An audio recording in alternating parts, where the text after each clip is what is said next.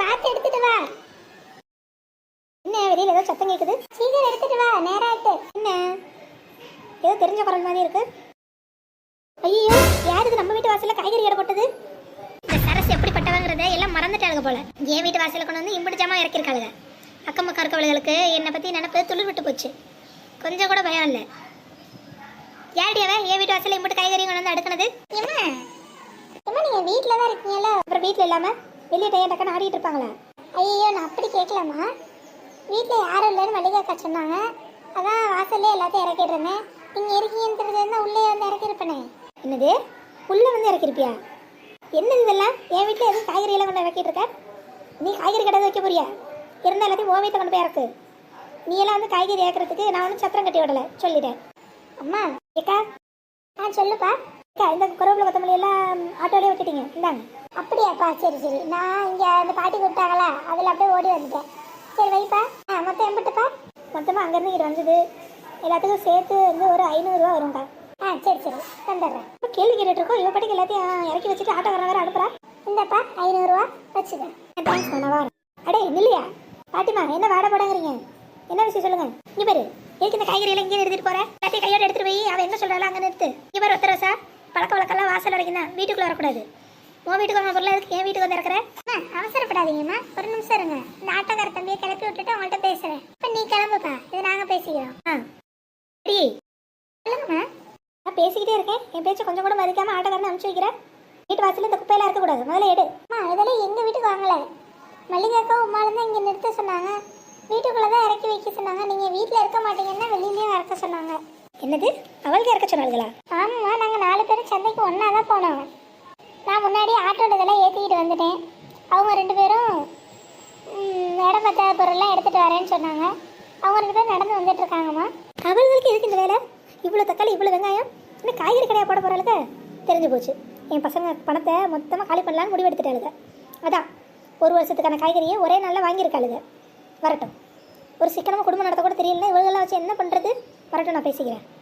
வீட்டு செலவுக்கு இம்புட்டு காய்கறி, கத்திரிக்காய், வெங்காயம், தக்காளி, பச்சை மிளகா, அதுவும் கூடையா பேசிக்கிறேன். ஐயோ, அம்மா வந்து இதை வீட்டு செலவுக்கு நினச்சிட்டாங்க போல. நம்ம தொழில் தொடங்க போகிறோம்ல, அதுக்குன்னு சொல்லுவோம். அப்போ சந்தோஷம் தான் படுவாங்க. அம்மா, நீங்கள் கோவப்படுறப்பே நான் நினச்சேன் இதெல்லாம் வீட்டுக்கு வாங்கணும்னு நினச்சிங்களா? இல்லை, நாங்கள் தான் புதுசாக பிரியாணி கடை தொடங்க போகிறோம்ல, அதுக்கு தான் இந்த காயெல்லாம் வாங்கியிருக்கோம். என்னது, அம்புட்டு தைரியம் ஆகி போச்சு அவளுக்கு. அம்மா என்னாச்சு? நான் தொழில் தொடங்குறத நினச்சி நீங்கள் பாராட்டுவீங்கன்னு பார்த்தா இப்படி கோவப்படுறீங்க. பாராட்டுவாங்க. வீட்டில் இருக்க வேலையை செய்யவே இவளுக்கு யோகிதை இல்லை, இதில் தொழில் தொடங்க போகிறாளுங்களா? என்னை பகச்சிக்கிட்டு எதுவும் இந்த வீட்டில் செய்ய முடியாது. இன்னைக்கு வரட்டும், என்னென்னு பார்த்துக்கிறேன். என்ன சம்பாரிச்சு காசு பணம் வந்தால் நமக்கு நல்லது தானம்மா? ஆமாம், இவளுக்கு சம்பாரிச்சு கிழிச்சாளுங்க. இந்த சின்ன மருமக உமா தான் இப்படி ஆடுறான்னு பார்த்தா அவளோட கூட்டு சேர்ந்துக்கிட்டு இந்த பெரியவ மல்லிகாவும் ஆடுறாளா? வரட்டும், இன்னைக்கு 2ல் 1 எனக்கு தெரிஞ்சாகணும். உங்களுக்கு எங்க அம்மா? அவங்க நடந்து வராங்கம்மா. இன்னும் ஒரு தக்காளி மூட்டை, இன்னும் கொஞ்சம் அரிசியெல்லாம் இருக்குது, அதெல்லாம் எடுத்துகிட்டு வரேன்னு சொல்லியிருக்காங்க. ஆட்டோவில் இடம் பத்தலை. வரட்டும், என்னை மீறி எப்படி கடை போடுறாளுன்னு நான் பார்க்கேன். இன்னைக்கு 2ல் 1 தெரிஞ்சாகணும். அது வரைக்கும் நான் எங்கேயும் போக மாட்டேன், இங்கே தான் இருப்பேன். வரட்டும், பேசிக்கிறேன். ஐயோ, இந்த மல்லிகாக்கா உமா எங்கே தெரியலையே, நம்மள முன்னாடி அனுப்பிச்சிட்டு இதுங்க பாட்டுக்கு அசால்ட்டாக பின்னாடி வருது. இந்த கிழவி என்ன பண்ண போதோ தெரியலையே. இந்த நெட்டாக்கி எங்கே போன? தக்காளி பழம்லாம் நல்லா கிடக்கு, கடைன்னு வாங்கி ஓட்டுட்டு போகலான்னு பார்த்தா இவ்வளோ ஆளை காணும். பரவாயில்ல, இந்த அண்ணன் காயும் பழமும் நிறைய குமிச்சு வச்சுருக்காரு, இவர்கிட்டே வாங்கிடுவோம். நல்லா பழுத்த பழமாக வாங்கினா பிரியாணிக்கு நல்ல ருசியாக இருக்கும். சரி, அவள் வரட்டும். அவள் வர வரைக்கும் நம்மளே போய் விலைவாசி என்னன்னு விசாரிச்சுக்கிட்டு கிடப்போம். என்ன வாங்கம்மா, வாங்க. நம்மள்ட்ட எல்லா காயும் நல்லா ஃப்ரெஷ்ஷாக இருக்குது, வாங்க. இங்கே எல்லா காயும் இருக்கே, வாங்கம்மா. சொல்லுங்கள், உங்களுக்கு என்ன காய் வேணும்? எனக்காம்மா எல்லா காயும் வாங்கணும்னா முதல்ல தக்காளி விலையை போட்டுன்னு சொல்லு. தக்காளி கிலோ 25 ரூபா. 25? எனக்கு ஒன்றும் தெரியாது, ஏமாத்துன்னு பார்த்தியோ? நான் வெளியெல்லாம் விசாரிச்சுட்டு தான் வரேன். 20 ரூபா தானே கிலோ? இப்போ நீங்கள் சொல்கிறது சரிதான், அதெல்லாம் பெங்களூர் தக்காளியாக இருக்கும், நம்மளோட நாட்டு தக்காளி. பழம் நல்லா இருக்குமா? 25 ரூபா எடுத்துக்கோங்க. அதெல்லாம் சரிப்பட்டு வராது. நீ எனக்கு கிலோ 15 ரூபானா கொடு, 50 தான் சொல்லிட்டேன். இப்போ வெளியே 20 ரூபான்ட்டு என்கிட்ட 15 ரூபா கேட்குறீங்க? அது சில்லறை வியாபாரிக்கு, நான் வந்து மொத்த வியாபாரி, அதனால நீ எனக்கு 15 ரூபாய்க்கு தான் தரணும். 5 ரூபா கட்டுப்படி ஆகாதுமா, ஒரு 18-19 ரூபானா கூட எடுத்துக்கோங்க.